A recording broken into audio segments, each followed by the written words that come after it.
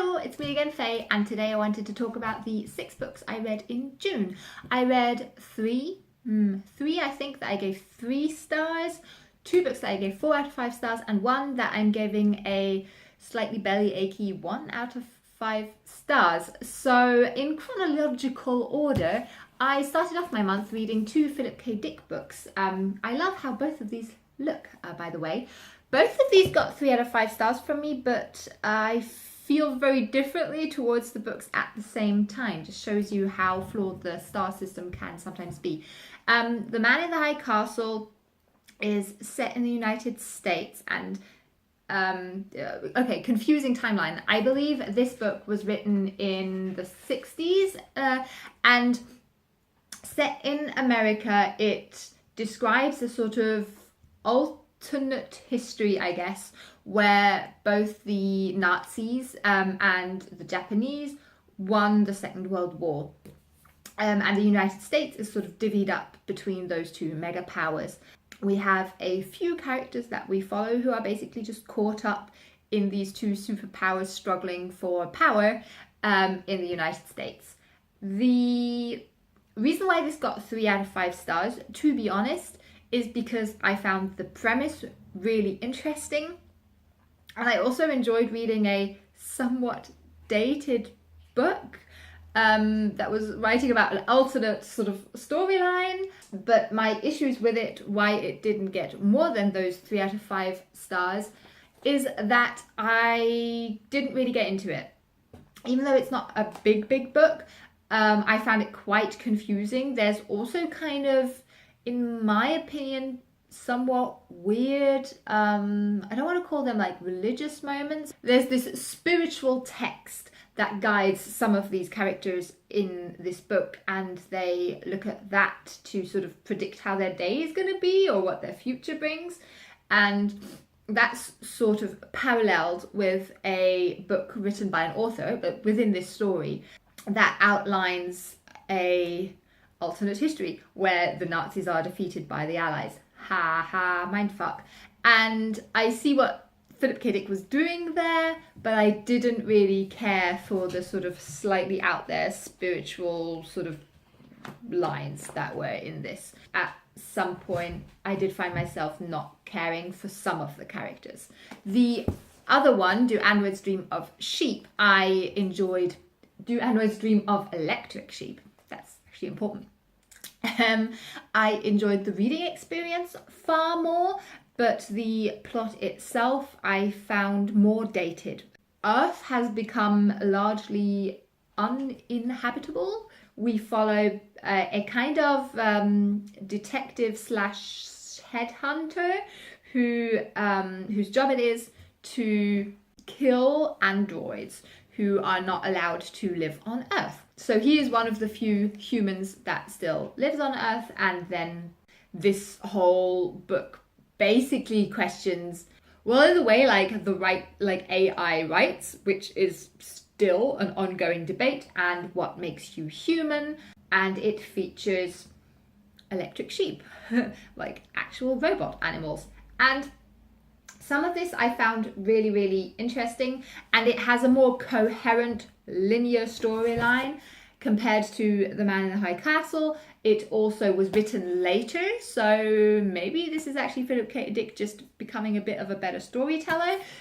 I apologize if you disagree. Both of this I'm happy that I read, but I didn't think they were immersive reads. I did have to push through.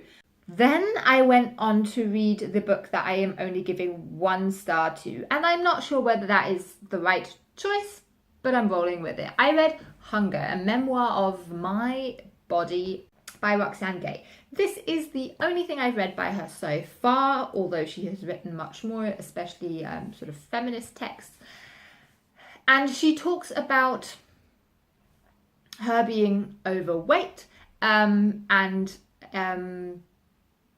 links that, although that simplifies what the book is about, to a traumatic experience she had as a child, as a young teenager child, when she was gang raped by a group of boys.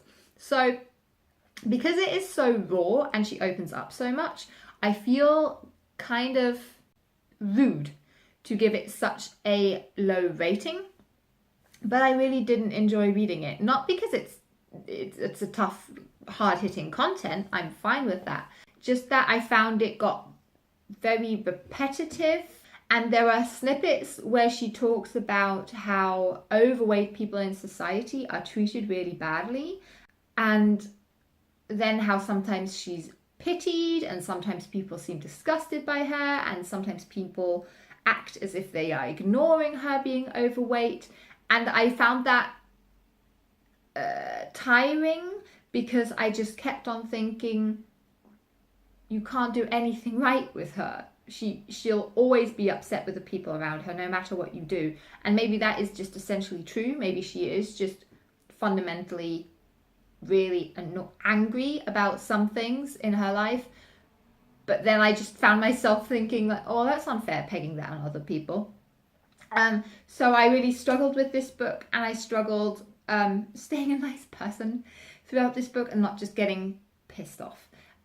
So therefore I'm rating it so lowly, but I'm not saying it's a bad book. Maybe someone else would get more out of it if they can remain a little less judgmental than I was throughout the reading experience. And also maybe going into the book expecting that more. I was expecting a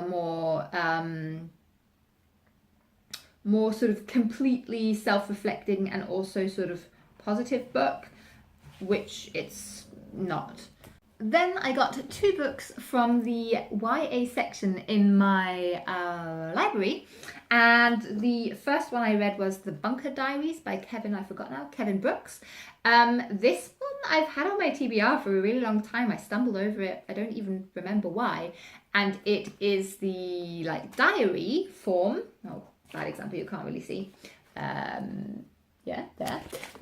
Don't know, you know what a diary is. Of a teenage boy, a runaway, who gets kidnapped and soon is joined by 5 other people in this underground bunker, and they are obviously all being held captive. They're being filmed. The lighting of these windowless, doorless bunkers is timed, and their kidnapper plays games with them, basically, and tortures them. This is a really horrible book. I gave it 4 out of 5 stars, but it's really horrible. So dreadful things happen to the characters, written from the point of view from this teenager, who then also sort of starts doubting himself, and then there are sort of short little nice moments, for lack of a better word, in this gruesome story where you see how good people can be to each other, even at times of ridiculous harm and hardship. But all in all, it's a really horrible book, almost sickening at some parts, but I thought it was really engrossing. So maybe if you like YA books that just are really heavy, but heavy because it's about bad people, then maybe you'd like this. I don't want to say enjoy, but you know, maybe this will keep you turning the pages. Another really sad one that I read, and I'm late to the party, is A Monster Calls by Patrick Ness. This, of course, I feel like everyone has read and by now also watched the movie.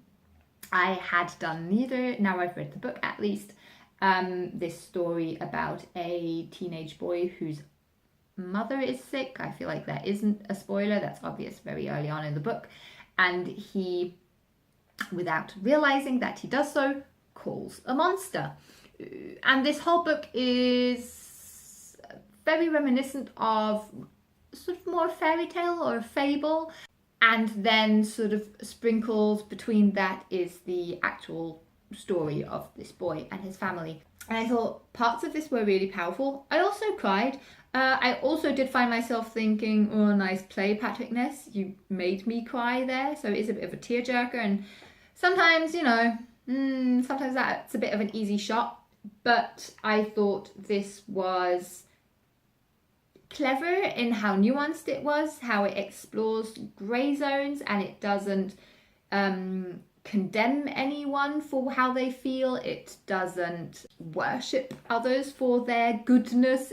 It's just very much about human nature and all the different nuances that lie in between human emotions and actions and thoughts. So I did really like it for that. It is a story about a young teenage boy though, and at times I just felt like maybe I would have liked this a bit more when I was a bit younger. And then the final book I read was Exit West on my Kindle by Mohsin Hamid. I'm not sure if that's how you pronounce his name.